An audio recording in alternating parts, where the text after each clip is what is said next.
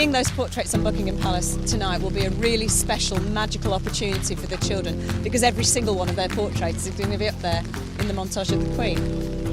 This is my portrait and I got inspired to make it because I like the difference in colours. I feel very proud to have my portrait being projected onto Buckingham Palace. My teacher took a photo of me, then I took it back in class and I drew a passage. I chose the Union Jacks because of the Jubilee. I think it's a really, really good opportunity to allow all children, no matter what their background, to become involved in the arts. I feel very special. It feels special. When my portrait goes up in Buckingham Palace, I'm going to be really humbled. The guys here have produced so much different stuff, models, masks, paintings, sketches, so I think it's really exciting to see how creative kids are, and we should honour that, and what better way to honour it than letting them put their work on Buckingham Palace. We've had so many different opportunities to do different types of art, and I think the children have really benefited from every one of them. I think people underestimate children so often, and it's so easy to patronise them. I guess with children in the arts, you're just giving them a load of tools to explore and create and do whatever they want to do. Action! My portrait is a legs on a skateboard. I think the Prince's Foundation for Children in the Arts is a fantastic charity because it allows so many children who may not have an opportunity to be involved in arts to be involved, and that's just brilliant. Can't wait! Very excited! The self-portrait, I've never done something like that ever in my life, like something beautiful like that. I feel like my portrait's on there. Wow!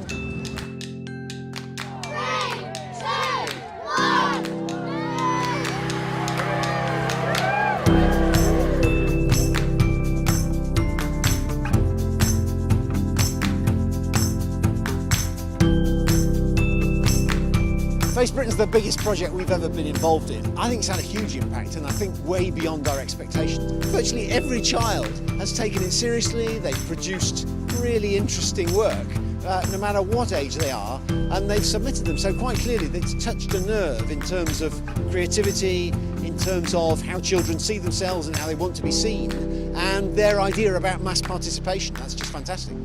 It's brilliant. I'd love to do more art because it doesn't matter what you do, it's just about yourself and what you want to do, and you can be as creative as you like. I think this is extraordinary. Yay! We should continue our bread and butter work, our normal day-to-day work with disadvantaged children, but equally we should not ignore the fact that there's an enormous amount of pent-up creativity among all of the children around the country, and we need to keep tapping into that in various ways. Making it was really fun, but this was more amazing than I expected. I had no idea what it would look like at all. I felt really proud of myself. Well, we needed to create a piece using these 200,000 individual children's portraits, and we were absolutely determined that every child's artwork would be used to create the complete artwork. I like the Queen because it's got so many pictures inside. Like, You can see the pixels flying together to create the individual portraits of the Queen. The portrait itself, that took about 4 months of going backwards and forwards between myself and the guy who was writing the code. I really got into the idea of kids and bright colours and paint. So I quite like the idea of Buckingham Palace being covered in splashes of paint.